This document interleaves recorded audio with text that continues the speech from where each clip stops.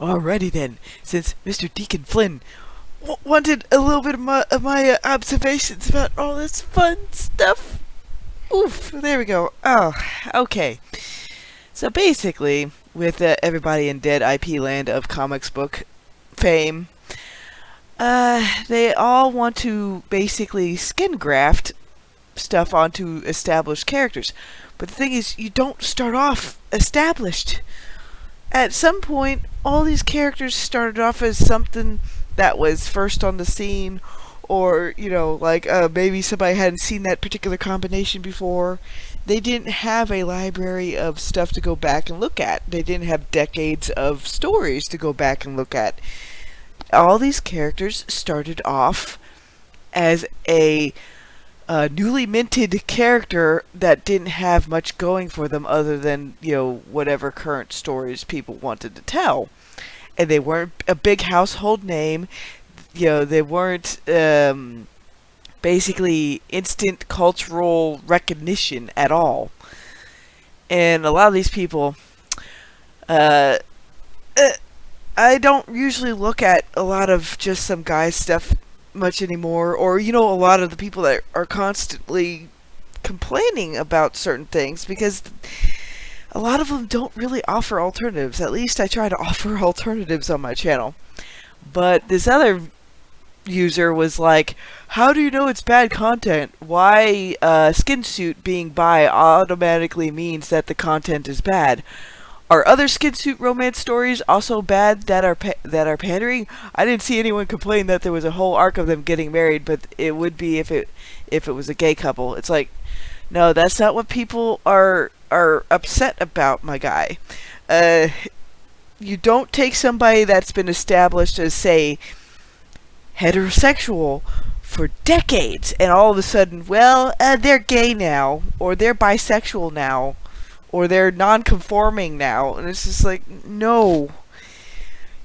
DC, has failed at this, because I'll mention this directly. Silencer was a new character. They tried to do their whole line where they would create new characters and do different things, but they only supported them for about, I want to say maybe 2 years in some cases.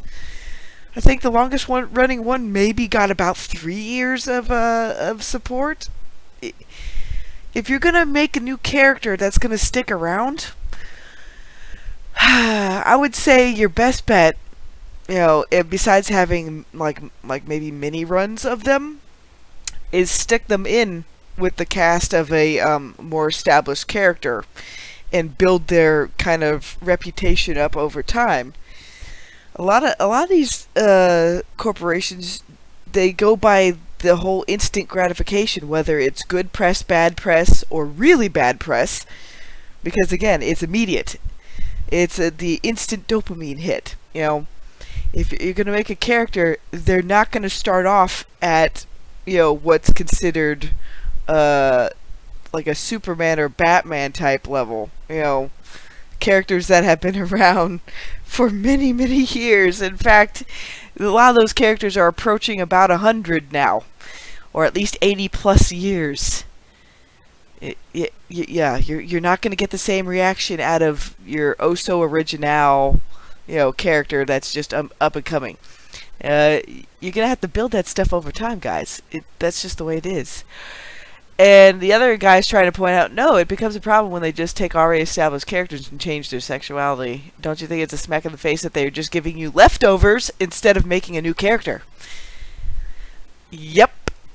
That's all it is. You're getting leftovers of a character that's been established for a while. And by doing all this, all they do is basically crumble the particular iconography of that character. And then the other guy is responding with, new characters don't succeed. Well, that's because you don't support them. Like the Silencers of the world. You don't go around and support them. You don't help them grow. You don't pay attention to them. You want the prestige of an established character grafted onto, they're suddenly alphabet. It's like, no.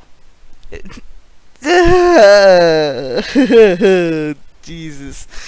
Yeah. If they announced a new gay character, same comments would say how it's another failed character for pandering. Whatever they do, they'll get the same reactionary responses.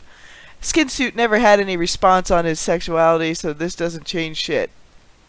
Well, all it'll really do is, erode Skinsuit's, iconography, basically. People will tune out because they can see when something really is pandering versus like, hey, there's somebody that's trying to build up like a new character base. I'll take Trekker is a good example of building up a character over time. And eventually, yes, he did add same-sex relationship stuff to that character, but he didn't start off with that. That wasn't the thing that he like put out there first. A lot of people that just develop characters, say even like Susan Ivanova from Babylon 5, to use another example, they establish that character first through their actions and other things that they do, and then they'll add in some more romantic elements later. I mean, that's the way I prefer to do it. Unless the character is established there to basically help create another character because it's a direct family line. For the most part, I like to establish the characters through their actions, and then whatever bedroom antics are happening, that happens in the privacy of the bedroom.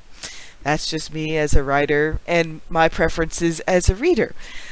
I don't start a character off with like, oh yeah, I like to sleep with X, like, no.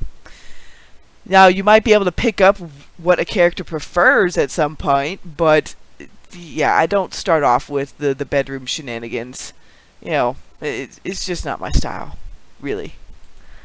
And Mr. Finn is right. A lot of the people that are creating these so-called ever so expressive alphabet soup people, they're creatively bankrupt. It's like, just take elements you like from other characters and mash them into a new character.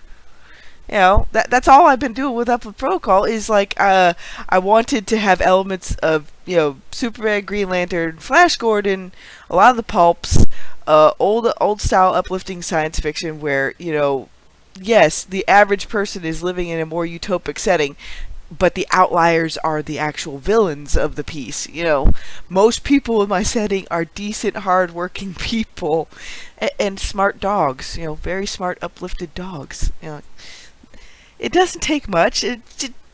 Heck, like I've said on other areas, it's like I've even taken bits from Stephen King, not Stephen King, but Steven Spielberg's Taken stuff, in terms of like what happens if a more technologically advanced race tries to uplift another one through either their own desires or or do they see it as a mistake later. That there's a little element of that in there. But what a lot of the people in my setting didn't realize is like Earth was more in the know than they initially thought. So Earth was prepared in other avenues, rather than just a pure tech avenue. Even though they had decent tech, and most of that tech was kind of going in line with like, oh, there's demi fights that happen, so we should develop our tech along the lines of like protecting people from demi battles. And that's one thing I've noticed with a lot of superhero stuff is the cities become a battlefield and then they get turned into like rubble, if people aren't careful. So yeah, I think that's about it for my miniature side quest net for now. If you want to see new characters succeed, and an example of that is Common America, then support them. That's all you really gotta do. You don't have to hitch your truck to established mainstream dead IP land. Find somebody that is doing something you want and support them. Have a good day, everybody.